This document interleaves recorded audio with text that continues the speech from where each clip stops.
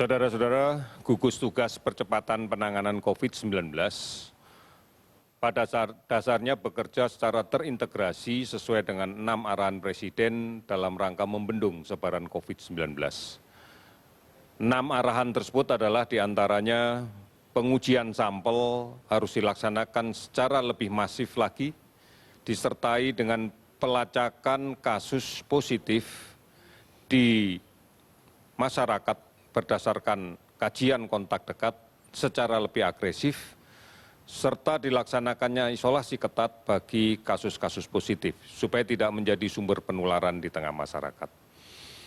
Berikutnya, mengurangi kunjungan rumah sakit untuk kepentingan konsultasi medis, hal-hal yang tidak terkait dengan COVID. Hal ini penting karena kita sadari bahwa masyarakat kita masih banyak menghadapi permasalahan kesehatan bukan hanya terkait dengan penyakit menular, namun juga penyakit tidak menular. Oleh karena itu, gunakanlah teknologi, gunakanlah layanan telemedicine agar mengurangi kunjungan ke rumah sakit yang mungkin memberikan peluang untuk terjadinya penularan. Yang berikutnya adalah komunikasi yang efektif, yang detail, dan baik. Gugus tugas percepatan penanganan COVID ini terus-menerus memperbaiki sistem di dalam kaitan dengan pendataan yang terintegrasi sejak dari primer data di rumah sakit, di dinas kesehatan, kabupaten kota, demikian seterusnya sampai dengan tingkat pusat. Kemudian penegakan hukum dengan bantuan aparat negara, ini ditujukan agar penyelenggaraan pelaksanaan PSBB, pelaksanaan untuk tetap tinggal di rumah dalam rangka mengurangi kontak, dalam rangka mengurangi sebaran, bisa berjalan dengan baik karena masyarakat bisa berdisiplin dengan kuat. Kemudian semua pihak harus memberikan jaminan arus logistik bisa berjalan dengan lancar, mulai dari pusat sampai daerah, mulai dari gudang-gudang logistik sampai ke daerah. Dan beberapa kebijakan stimulus ekonomi harus betul-betul tepat sasaran sebagai bagian dari jaring pengaman sosial yang memang harus dibuat agar fokus pada pemutusan rantai penularan COVID-19 bisa dilaksanakan oleh semua pihak. Saudara-saudara, COVID-19 hanya dapat dicegah dengan disiplin yang kuat dan semangat gotong royong. Ini menjadi kunci untuk kita. Disiplin yang kuat mematuhi peraturan dan semangat gotong royong untuk saling membantu. Hal ini harus dilaksanakan secara bersama-sama dan terus-menerus. Tidak boleh terputus. Masyarakat kita dapat memahami anjuran untuk melaksanakan ini, anjuran untuk bekerja dari rumah, belajar dari rumah, dan beribadah di rumah.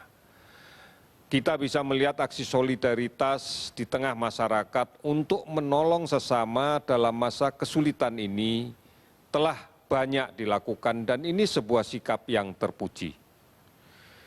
Tidak hanya peduli dengan cara mengatasi COVID-19, namun juga kepedulian agar roda ekonomi masyarakat tetap bergerak dan berputar, serta adanya berbagai uluran tangan untuk bantuan kemanusiaan. Sikap gotong royong sangat dibutuhkan dalam kondisi seperti ini. Bila mana ada warga negara yang bergejala COVID-19, kita harus saling membantu dan tidak mengucilkannya. Bisa juga membantu tetangga dengan membeli produk yang dijualnya sebagai bagian dari keyakinan kita bahwa roda ekonomi harus tetap berputar. Kita sedang diuji, stamina sosial kita sedang diuji. Kita tunjukkan kepada dunia, kita tidak perlu kemudian merasa pesimistis. Apapun pendapat orang lain, kita yang berhak untuk menentukan bahwa kita mampu, kita sudah teruji di dalam banyak permasalahan dan kita memang adalah bangsa yang tangguh untuk menghadapi permasalahan seperti ini. Fakta menunjukkan bahwa masyarakat Indonesia selalu mampu untuk bersatu, selalu mampu untuk memikul tanggung jawab bersama, selalu memiliki dorongan untuk memberikan kesempatan untuk menolong sesama. Inilah yang sudah kita buktikan dan inilah yang memang menjadi ciri khas bangsa kita. Saudara-saudara, langkah-langkah yang bisa kita lakukan saat ini untuk mencegah percepatan penularan COVID-19. Yang pertama, tetap tinggal di rumah. Kita tidak pernah tahu siapa di luar rumah yang membawa virus. Banyak sekali orang lain tanpa gangguan, tanpa keluhan, tetapi ternyata membawa virus. Dan kita tidak pernah bisa membedakan ini secara fisik dengan kasat mata biasa. Oleh karena itu, jangan keluar rumah, tetap di rumah. Jangan bepergian, jangan mudik. Kita harus meyakinkan bahwa kita tidak akan tertular oleh penyakit. Karena tidak ada satupun yang bisa menjamin bahwa perjalanan kita aman dari kemungkinan tertular COVID-19. Akan sangat-sangat mungkin kita tertular. Karena mungkin kita tidak bisa mencegah terjadinya kontak dekat dengan orang lain pada saat kita berada di dalam angkutan umum, berada di kendaraan umum. Kita tidak mungkin bisa maksimal melaksanakan physical distancing saat di terminal, saat di stasiun kereta api, saat berada di rest area, atau di toilet sepanjang perjalanan. Oleh karena itu, tidak bepergian, tidak mudik adalah langkah yang paling tepat.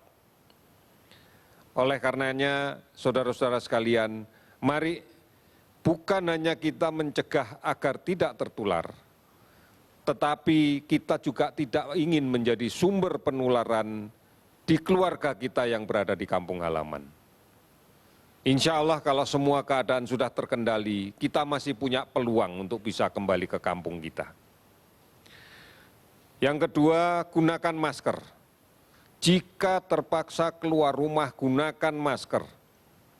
Dan batasi waktunya jika berada di luar rumah. Lakukan kegiatan secepat mungkin di luar rumah dan kembali ke rumah. Tidak perlu berlama-lama di rumah. Jangan berkumpul, bergerombol untuk hal yang tidak perlu dan mengandung risiko untuk tertular penyakit di luar rumah. Jangan naik kendaraan umum yang penuh sesak. Segera berada di rumah, lepas masker yang telah kita gunakan, cuci tangan dengan sabun dan air yang mengalir, serta ganti dengan masker yang baru. Ini penting untuk kita sampaikan kepada seluruh anggota keluarga kita, kepada anak-anak kita, kepada adik-adik kita. Tidak perlu lagi menggerombol di luar rumah untuk hal-hal yang tidak perlu. Ini akan menambah risiko untuk tertular. Mereka mungkin bisa tertular dan kondisinya tidak terlalu berat karena imunitasnya bagus, karena usianya masih muda. Namun apabila nanti dia pulang dengan membawa penyakit dan di rumah ada keluarga kita yang sudah berusia lanjut, ada keluarga kita yang berpenyakit kronis, ada keluarga kita yang menderita diabetes yang sudah bertahun-tahun, menderita asma yang bertahun-tahun, menderita tekanan darah tinggi yang bertahun-tahun. Manakala mereka tertular, maka ini akan berakibat fatal. Akan jatuh dalam kondisi penyakit yang sangat berat dan angka kematiannya cukup tinggi. Oleh karena itu, mari kita sama-sama menyadari bahwa keberhasilan upaya ini akan sangat tergantung pada peran masyarakat.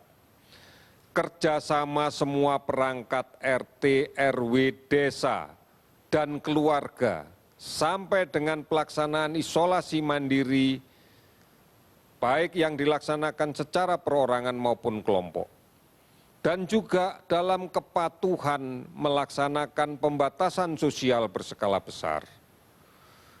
Ini harus diperkuat dengan melakukan penelusuran kontak, dengan melibatkan aparat kesehatan, baik di tingkat puskesmas sampai dengan dinas kesehatan, dan tentunya akan dibantu oleh aparat pemerintahan setempat. Ini penting dalam rangka untuk mencari kasus positif dengan melakukan pengujian sampel secara masif. Oleh karena itu, saudara-saudara, kami berharap tetap ikuti informasi-informasi tentang COVID-19 ini. Banyak berita, saluran berita yang diberikan oleh pemerintah, bahkan juga diberikan oleh kalangan swasta, kalangan dunia usaha, kalangan perguruan tinggi, agar mendapatkan informasi yang benar tentang COVID. covid19.go.id adalah portal resmi kita. Hotline 119, WhatsApp COVID-19, Halo Kemkes di 1550567, layanan aplikasi online dan telemedicine yang lainnya. TVRI dan RRI terus-menerus memberikan siaran untuk menyampaikan informasi seputar COVID yang disebarluaskan oleh televisi dan radio swasta yang lainnya. Saudara-saudara, sampai dengan hari ini 26 April 2020 pada pukul 12, data yang kami dapatkan adalah sebagai berikut. 46 laboratorium sudah melaksanakan pemeriksaan spesimen di seluruh Indonesia. 72.000 lebih spesimen diperiksa dengan menggunakan real-time PCR dari 56.974 orang yang diduga mengidap penyakit COVID. Dari pemeriksaan itu, jumlah kasus yang terkonfirmasi positif adalah 8.882. Pasien yang sembuh 1.107. Sementara yang meninggal 743. Kinerja kita terhadap pencatatan orang dalam pemantauan saat ini akumulasinya adalah 202.040 orang. Sebagian besar sudah selesai dipantau. Ini adalah akumulasi kinerja kita. Pasien dalam pengawasan 19.648 orang. 34 provinsi telah terdampak dan 282 kabupaten kota terdampak. Sebaran pasien sembuh di Jakarta 335 orang, Jawa Timur 138 orang, Sulawesi Selatan 99 orang, Jawa Barat 93 orang, Bali 75 orang, dan sebagian dari 29 provinsi yang lainnya totalnya adalah 1.107 pasien sembuh. Data yang kita dapatkan hari ini penambahan kasus positif yang terkonfirmasi dengan pemeriksaan real-time PCR adalah 275. Sehingga total menjadi 8.882. Jumlah pasien sembuh 65 orang, sehingga total menjadi 1.107 orang. Pasien meninggal 23 orang, menjadi 743 orang. Ini yang harus kita pahami bahwa penularan masih terjadi. Oleh karena itu, mari kita berpartisipasi secara aktif dalam penanganan COVID-19 ini dengan memutuskan penularan infeksi COVID-19 ini. Mari pastikan kita tidak tertular. Mari kita sebarkan dan laksanakan penggunaan masker. Hargai dan bantu mereka yang melakukan isolasi mandiri. Jangan didiskriminasi pasien COVID-19 yang sudah sembuh. Keberhasilan untuk membendung penularan COVID-19 akan sangat mempengaruhi beban perawatan di rumah sakit. Semakin banyak pasien yang dirawat akan semakin berat beban kita. Dan akan makin berat untuk menurunkan jumlah angka kesakitan dan angka kematian karena COVID. Oleh karena itu mari kita lawan COVID ini. Tingkatkan imunitas diri. Sabar dan tenang, tidak panik, istirahat yang cukup dan teratur. Jaga jarak, pakai masker, cuci tangan dengan menggunakan sabun dan air yang mengalir. Mari kita bergotong royong dan bersatu untuk melawan COVID-19. Dari pusat sampai ke desa, sampai ke RW, RT, sampai ke keluarga. Saudara-saudara kita yang telah bekerja di gugus tugas percepatan COVID-19 di daerah telah bekerja dengan baik. Oleh karena itu, kita berharap upaya kinerja ini kita tingkatkan lagi. Sesuai instruksi Presiden, maka kepala daerahlah yang harus menjadi kepala gugus tugas percepatan penanganan COVID-19. Ini adalah bencana nasional. Tanggung jawab berada di pimpinan-pimpinan daerah. Demikian seterusnya sampai dengan pimpinan nasional. Oleh karena itu, kepala daerah adalah penanggung jawab dari gugus tugas percepatan penanganan COVID-19. Kepala gugus tugas memiliki tanggung jawab untuk mengendalikan, untuk memegang komando utama dalam memerangi COVID-19. Ini sudah jelas dan tertuang di dalam Surat Edaran Menteri Dalam Negeri 440-2522-SC. Oleh karena itu, kita berharap bahwa pimpinan komando dari kepala daerah ini akan memantapkan kita untuk menjaga semua masyarakat tetap berada di rumah, produktif dari rumahnya, dan mewaspadai ancaman penyakit yang lain, dan saat ini adalah ancaman demam berdarah. Oleh karena itu, lakukan pemberantasan sarang nyamuk secara terintegrasi dengan seluruh sistem, bersama keluarga, di rumah, laksanakan pemberantasan sarang nyamuk. Kita bisa menjadi teladan dalam menyelamatkan keluarga, menyelamatkan tetangga, menyelamatkan lingkungan, dan menyelamatkan bangsa. Saudara-saudara, kita pasti bisa melaksanakan ini. Kita pasti mampu menangani ini. Terima kasih, selamat sore.